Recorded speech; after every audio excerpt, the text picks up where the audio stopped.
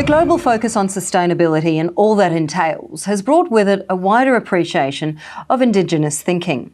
In Australia, a government-led emphasis on caring for country is gaining momentum in line with that urgency around action on climate change. The bringing together of mainstream practices with Indigenous knowledge now becoming an innovative part of urban design and planning. To talk more about the increasing influence and value of Indigenous voices in the planning process, I'm joined by Michelle Howard. Michelle is the MD of Collaborations and a Fellow of the Planning Institute of Australia. Michelle, welcome. So pleased to have you with us here today. Thank you for having me. Now, you've done a lot of writing on this particular subject, as I alluded to in my introduction. And in this, you've pointed out that your understanding is that there is a real interdependency, if you like, between land, people and spirit when it comes to Indigenous thinking. You've also done some work on how we can translate that understanding into the world of planning. How does that work?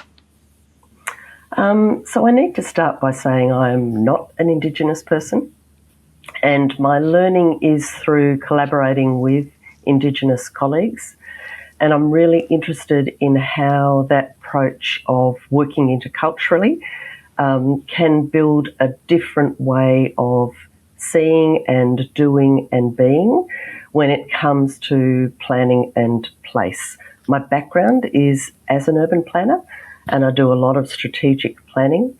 And I'm very curious about how we can learn from the narratives and the knowledge of our Indigenous colleagues and build that into our processes. How can we learn, Michelle? I mean, there's such a lot to learn. But how can we learn and make sure that there is consistency? I think the first thing is we've got to be willing to challenge the very values on which urban planning is based. It's a system that was imported from England and brought into this country as part of the colonial process.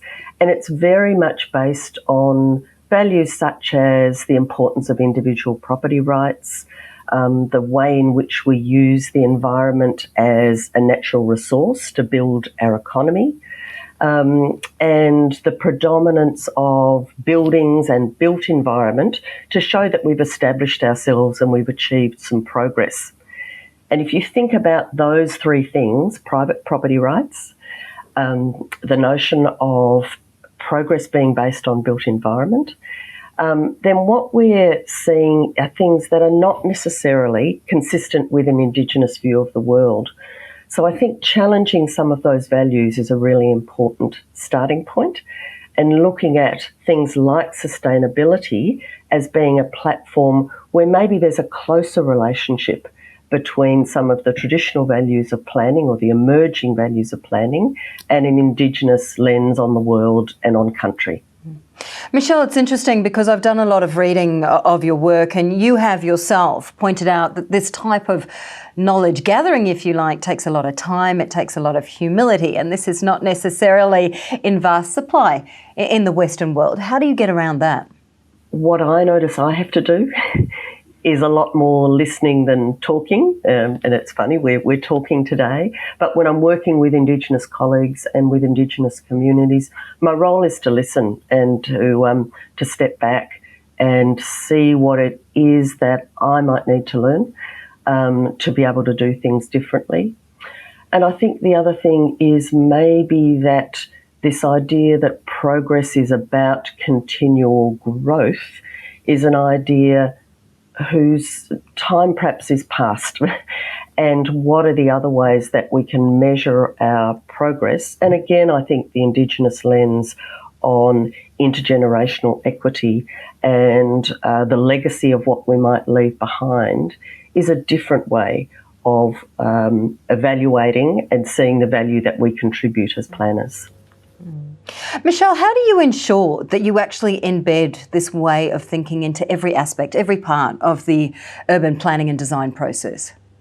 If I think of a project that I'm working on currently down the Surf Coast, which has a really strong tourism focus, it's about the development of some new visitor facilities, it's about some landscaping that will create a higher level of visitor amenity in particular locations along the Surf Coast, it would be very easy to approach that, again, from a Western lens of how can we optimise the economic value? How can we build a big visitor centre that will generate a lot of income?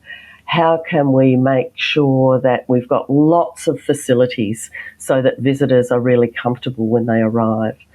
But if we step back from that and say, what would an Indigenous view of this country be?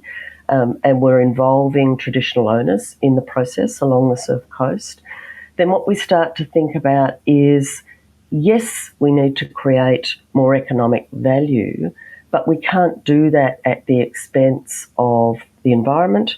We can't do that at the expense of the access that traditional owners want to that land.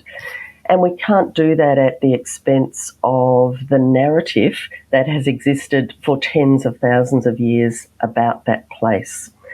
So what we're trying to do on that project is create a design that is inclusive of that Indigenous narrative, that has a very light footprint on the landscape, and looks at generating economic opportunities not just for the existing tourism operators, but also for the Indigenous communities that are taking part in the project. So in that particular instance, the first thing that we did was we took the whole design team, so the planners, the landscape architects, the architects, the economic advisors, out on country. And we did a walk over 2 days with traditional owners, where we were exposed to the stories about that place, the concerns that that community had about what had happened in the past, and some of the things that they wanted to see come out of the project. And that had two, I guess, purposes. It was a knowledge sharing for us to learn some of those things, but it was also a relationship building so that we can continue to work with that group, and they will continue to act in an advisory capacity and help to co-design some of the options that come forward in terms of that project. Michelle, it seems to me that this is a very specific, I suppose, area of expertise that you need to actually fully understand how to incorporate this into urban planning and design. Are there enough people out there with this specific set of skills? Look, it's a very new area of exploration.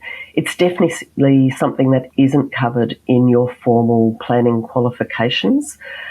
So one of my kind of roles with the Planning Institute is I'm part of what is called a knowledge circle, which is effectively an advisory group to the Planning Institute. And we are looking at ways that we can build capacity within the profession, run training and skills development that support planners who are interested in this field to build the skills and the aptitudes that they need to work more effectively in what is often quite a challenging area.